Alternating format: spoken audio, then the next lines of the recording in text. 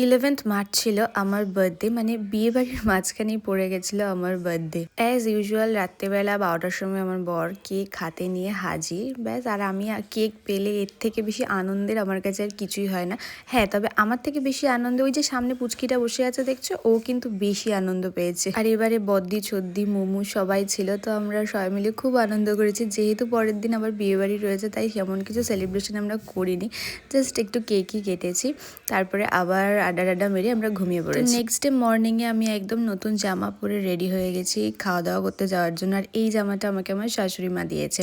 তারপরে আর কোনো video clips নেওয়া হয়নি। তারপরে বিকেলবেলা আবার রেডি হয়ে গেছিলাম, আর এই সুন্দর কুর্তিটা দিয়েছে আমার বর। কেমন লাগছে আমাকে জানিও। তারপরে ওখানে গিয়ে আমরা ঘরোয়া বৌভাতে একটু এনজয় করলাম, গান টান বাজছিল। আর এদিকে আমার বরকে দেখো, হাতে একটা ক্র্যাকার্স নিয়ে দাঁড়িয়ে আছে। যাই হোক, এইভাবেই জন্মদিনটা কেটে গেল। ভিডিওটা ভালো লাগে লাইক করে দেখা হচ্ছে নেক্সট ভিডিওতে। বাই।